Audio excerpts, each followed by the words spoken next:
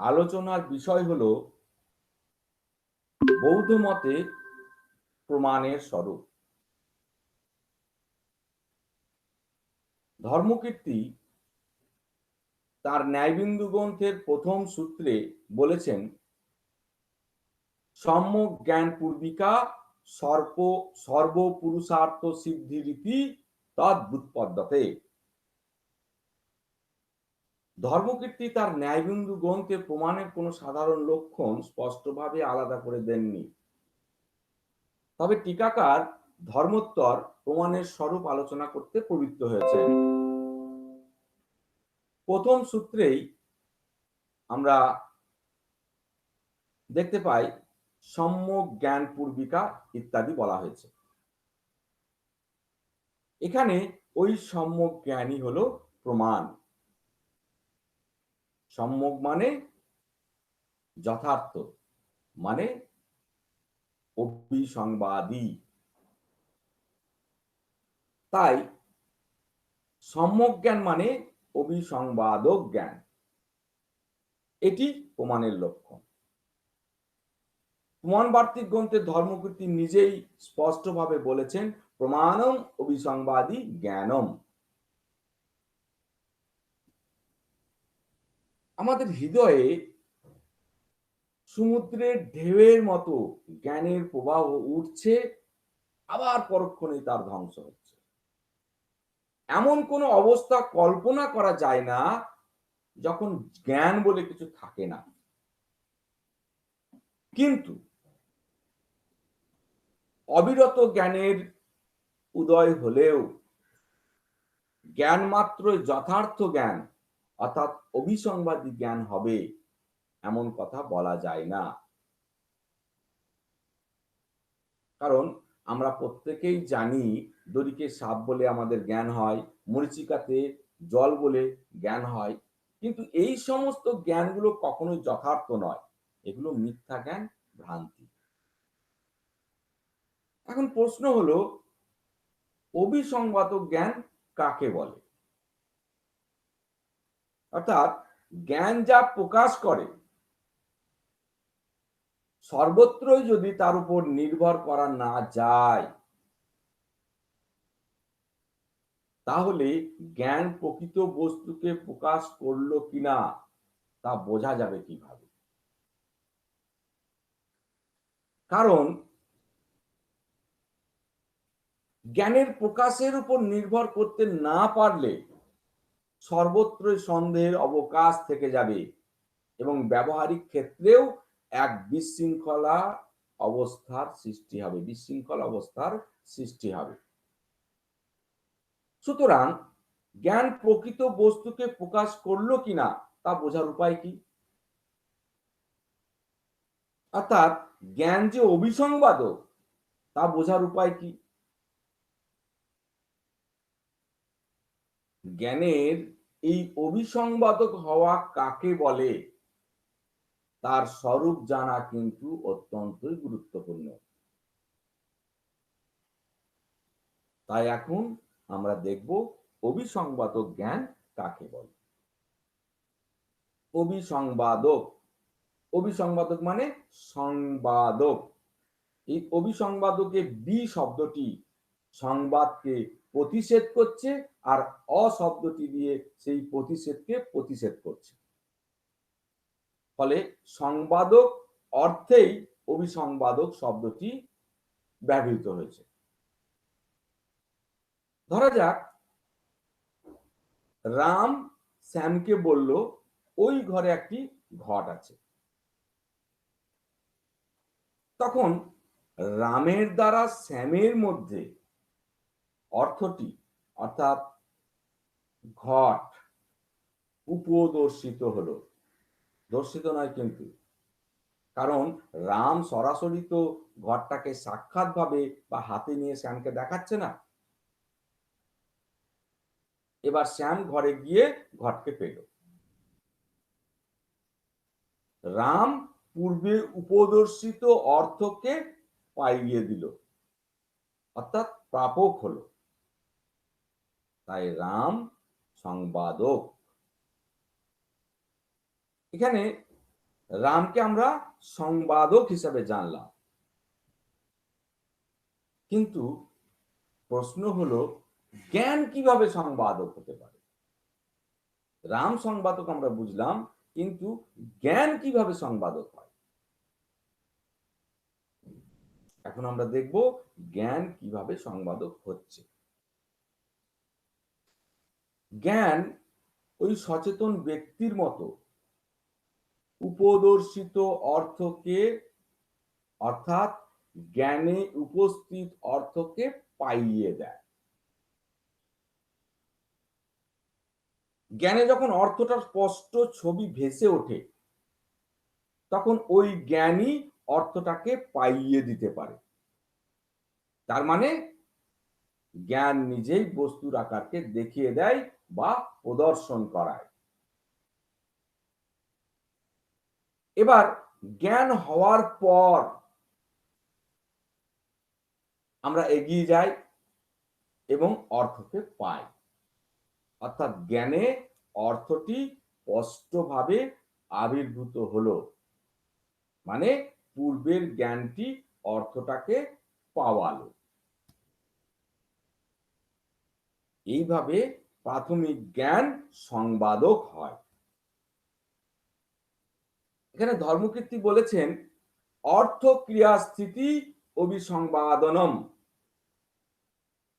এর অর্থ করলে দাঁড়ায় যথ প্রদর্শিতার্থস্য ক্রিয়ায়া স্থিতি প্রমাণ ও যোগ্যতা ইজুকাল টু অভিসংবাদনম। যথ প্রদর্শিতার্থস্য ক্রিয়ায়া স্থিতি প্রমাণ যোগ্যতা ইজুকাল টু অভিসংবাদনম।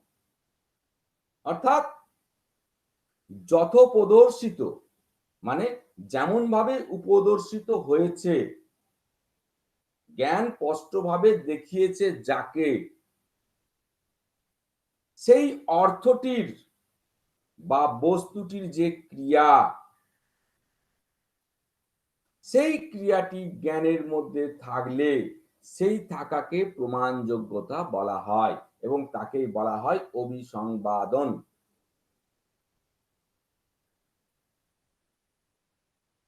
ধরে নিলাম আগুন।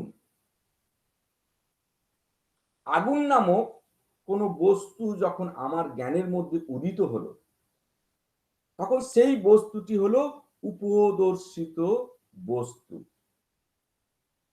এবার এগিয়ে গিয়ে বস্তুটিকে পেলাম। বস্তুটির যে অর্থক্রিয়া, নিজের আকার স্থাপন, সেটি জ্ঞানের মধ্যে আরো স্ফুট হলো। তাহলে ওই উপদর্শিত বস্তুটির ক্রিয়া জ্ঞানের মধ্যে থাকলেই জ্ঞানটি হবে অভিসংবাদন।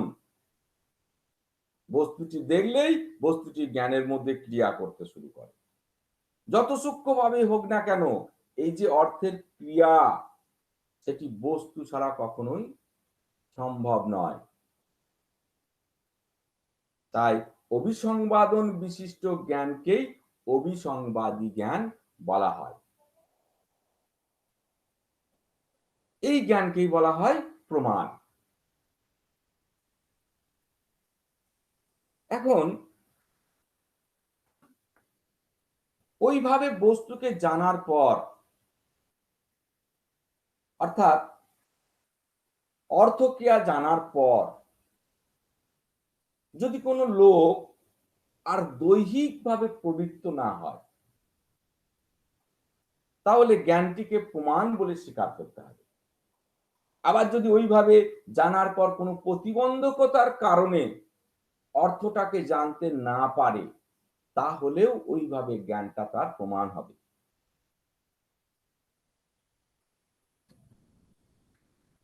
ধরা যাক আমার আগুনের অর্থক্রিয়ার জ্ঞান হলো, এটা প্রমাণ। এবার আগুনকে নেওয়ার জন্য এগিয়ে গিয়ে স্পর্শ করার মুহূর্তেই হাওয়ায় আগুন নিভে গেল। তাহলে অর্থক্রিয়ার জ্ঞান আর হলো না। তাহলে কি প্রথম স্ফুট জ্ঞানকে প্রমাণ বলা যাবে না? নিশ্চয়ই যাবে। কারণ অর্থক্রিয়ার স্থিতিকে অভিসংবাদন বলা হয়েছে। অর্থক্রিয়াটা জ্ঞানে থাকলেই জ্ঞান অভিসংবাদী হবে। বৌদ্ধদের এই কথা বলার মধ্যে অভিপ্রায় হলো, বস্তুটি সামনে থাকলে, বস্তুটি সামনে থাকলে জ্ঞানে বস্তুটির অর্থক্রিয়া হয়, আর বস্তুটি স্পর্শের দ্বারা বা স্বাদের দ্বারা বা ঘ্রাণের দ্বারা বস্তুটির অর্থক্রিয়া হয়। দুটিতেই অর্থক্রিয়া বিদ্যমান। দুটি ক্ষেত্রেই বস্তুটি সামনে না থাকলে ওই রকম অর্থক্রিয়া স্থিতি সম্ভবই নয়। তাহলে বলতে হয়, অর্থক্রিয়া স্থিতি যে জ্ঞানে আছে সেই জ্ঞানই অভিসংবাদী। প্রবৃত্ত হওয়ার পরে আরো বিশিষ্ট অর্থক্রিয়া স্থিতি জ্ঞানে না হলেও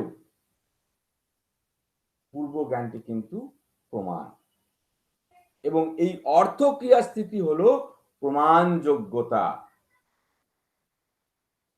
প্রমাণ হতে গেলে যে যোগ্যতার প্রয়োজন সেটা। প্রমাণ কি করে? প্রমাণ বস্তুকে পাইয়ে দেয়। ওই জ্ঞান চরম অর্থক্রিয়াকে পেতে পারে বা নাও পারে, কিন্তু পাওয়ানোর যোগ্যতা আছে, অর্থাৎ প্রমাণ যোগ্যতা আছে। এখন প্রশ্ন,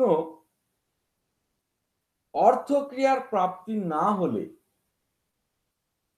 জ্ঞানের প্রমাণযোগ্যতা নিশ্চয় হবে কিভাবে? ধরা যাক আগুনের আকারযুক্ত জ্ঞান উৎপন্ন হলো।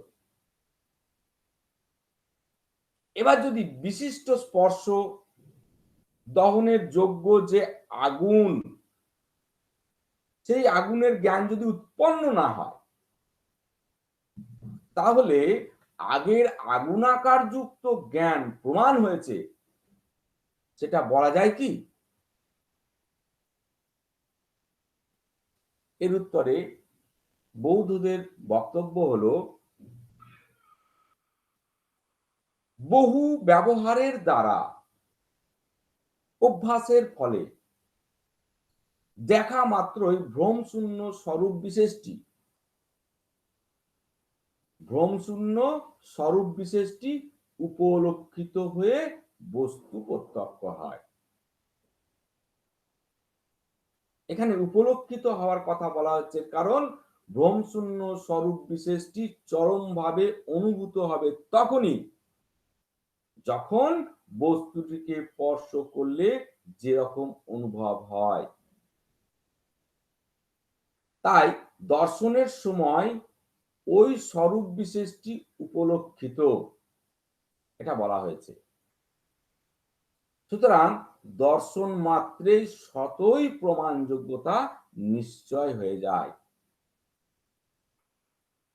যেমন জহুরির বহু অভিজ্ঞতার ফলে মণি দেখলেই আসল কি নকল তা সম্বন্ধে নিশ্চয় জ্ঞান হয়।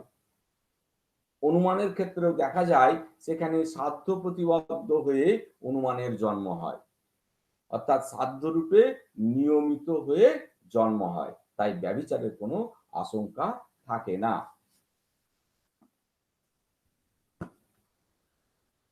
তাহলে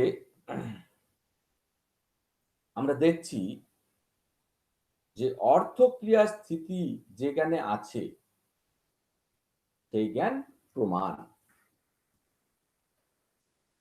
আর অর্থক্রিয়া নির্ভাস প্রত্যক্ষটি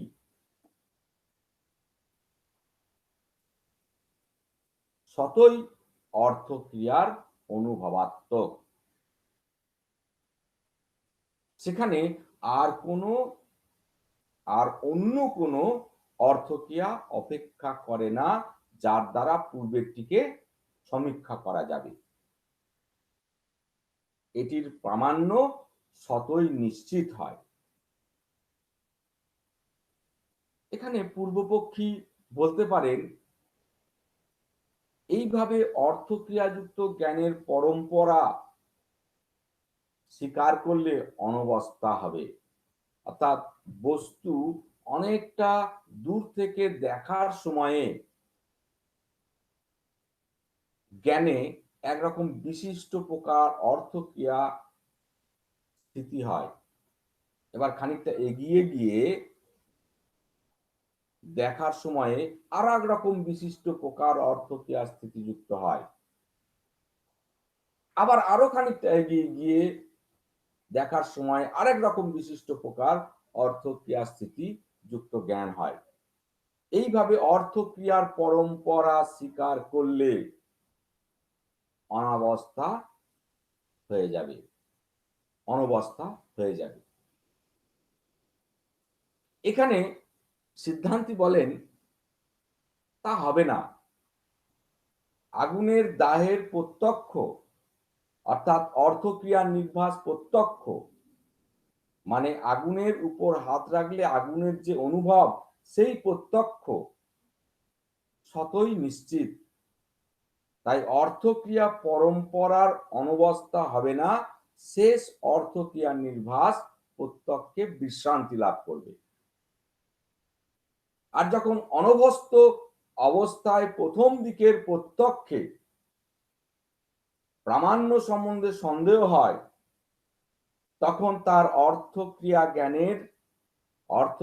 জ্ঞানের দ্বারা, মানে একেবারে চরম জ্ঞানের দ্বারা প্রামাণ্য নিশ্চয় হয়, বা অনুমানের দ্বারাও প্রামাণ্যের নিশ্চয় হতে পারে। এই যে অভিসংবাদী জ্ঞান, এই যে অভিসংবাদী জ্ঞানং প্রমাণম,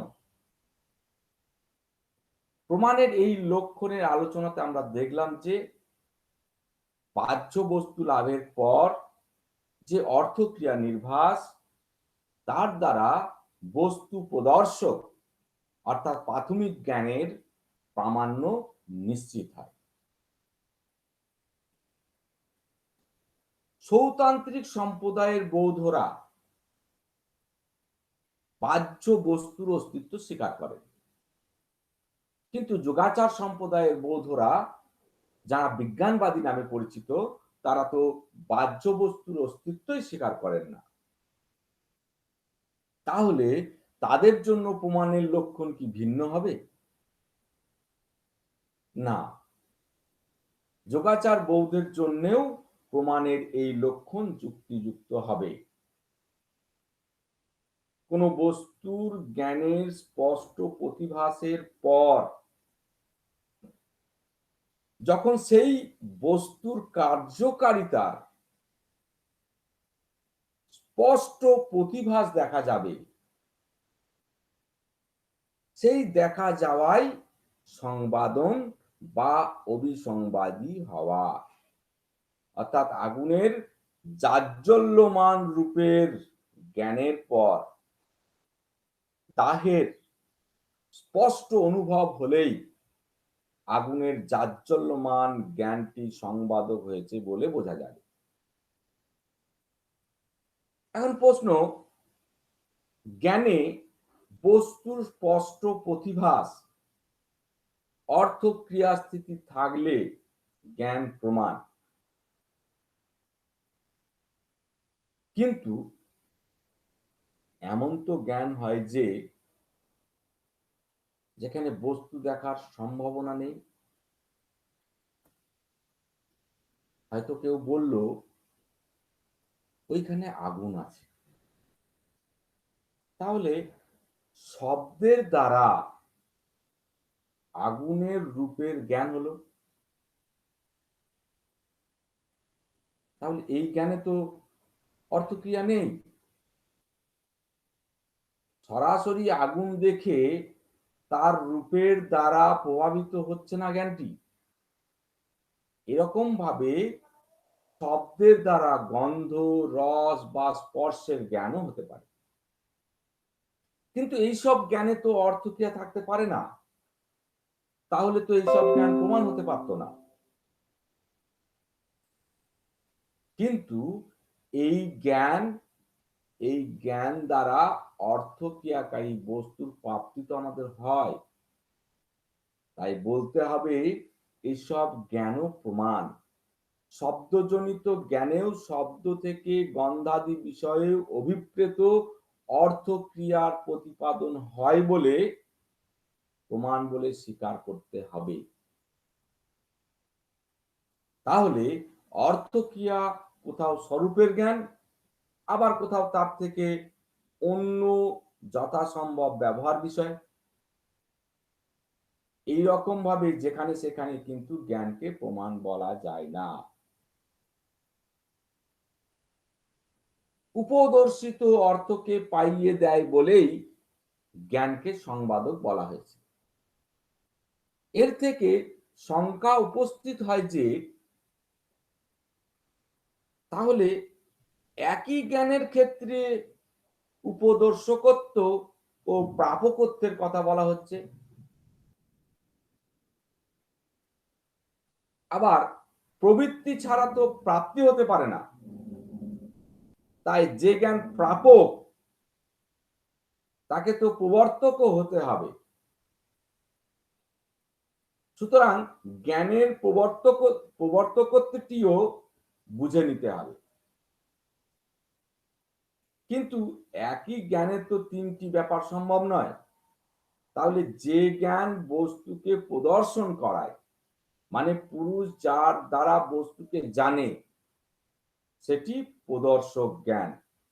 আবার যার দ্বারা প্রবৃত্তি হয়, সেই প্রবর্তক জ্ঞান প্রাপক জ্ঞান উৎপন্ন করে, যার ফলে পুরুষ প্রাপ্তির দ্বারা সম্বন্ধ হয়।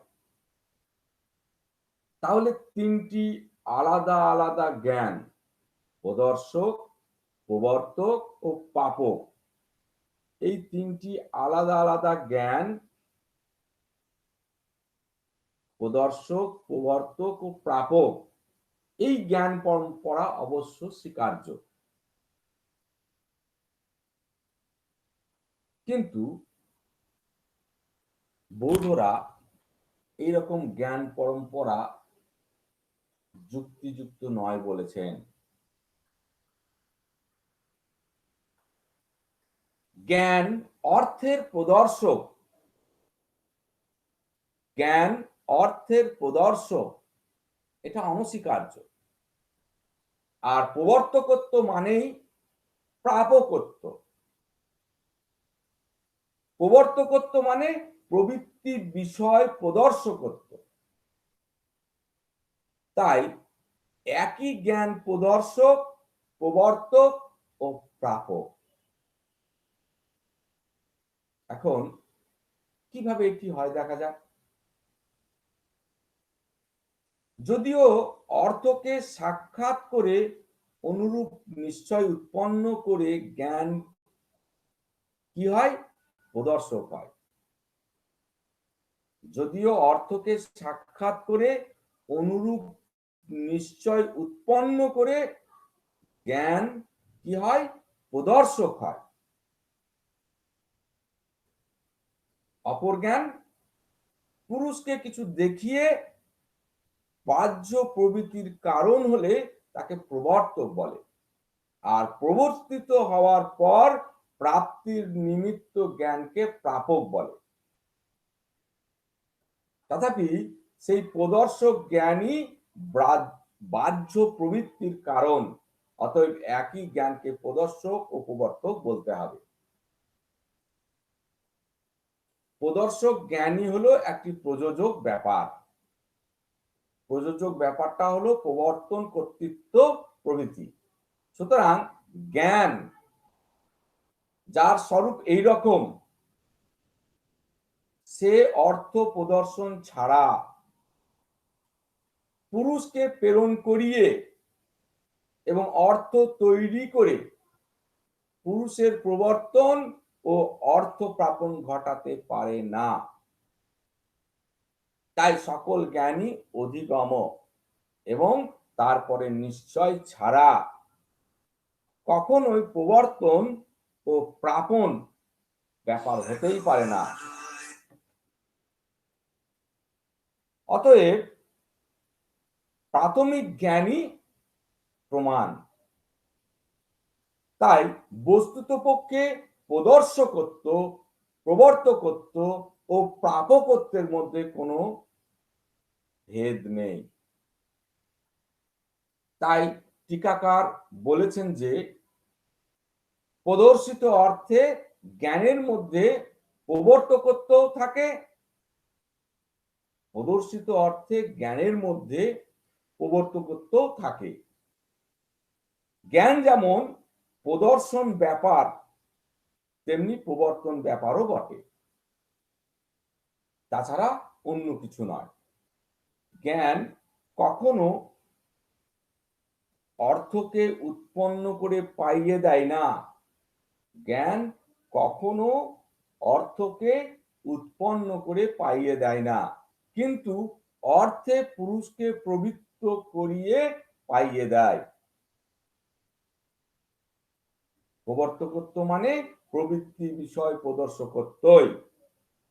যে জ্ঞান আগুনকে দেখাচ্ছে সেই জ্ঞানই আগুনকে প্রবৃত্তি বিষয় বলেও দেখাচ্ছে। তাই তো দেখার পরেই আমরা নেওয়ার জন্য এগিয়ে যাই। প্রদর্শক জ্ঞান ও প্রবৃত্তির মধ্যে কোনো প্রবর্তক জ্ঞান বোধের স্বীকার্য নয়।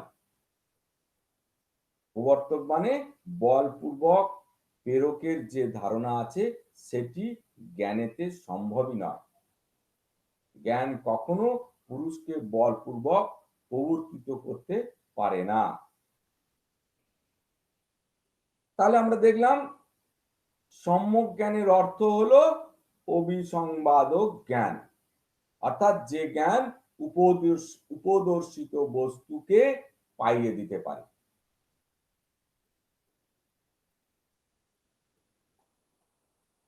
অভিসংবাদক শব্দের অন্য এক সাধারণ অর্থ আছে, যা হলো অবিপরীত। কিন্তু এখানে এই অর্থ ধরলে একটু অসুবিধা হবে। বৌদ্ধদের চার সম্প্রদায়ের মধ্যে যোগাচার ও সৌতান্ত্রিকদের কথা এখানে আলোচ্য হতে পারে। যোগাচার কেবল জ্ঞানেরই অস্তিত্ব স্বীকার করেন, এই জন্য এদেরকে বিজ্ঞানবাদী বলা হয়। এদের মতে জ্ঞান ছাড়া বাহ্য কোনো বস্তুর সত্তা নেই। আর সৌতান্ত্রিক মনে করেন জ্ঞান ছাড়াও বাহ্য বস্তুর সত্তা আছে, কিন্তু সেই বাহ্য বস্তুকে আমরা সরাসরি প্রত্যক্ষ করতে পারি না। যেহেতু জ্ঞানে আবির্ভূত হয়, তাই আমরা বলতে পারি যে বাহ্য কোনো বস্তু নিশ্চয়ই আছে যার ছবি আমাদের জ্ঞানে প্রতিভাসিত হয়। তাই বাহ্য বস্তু সকল অনুমেয়। সৌতান্ত্রিকদের এই মতবাদের জন্য তাদের বাহ্যানুমেয়বাদী বলা হয়। যোগাচার যেহেতু বাহ্য বস্তুর অস্তিত্ব স্বীকার করেন না, তাই তাদের জ্ঞানে যে বস্তুর আবির্ভাব ঘটে স্বাভাবিকভাবেই সেগুলি ভ্রান্ত।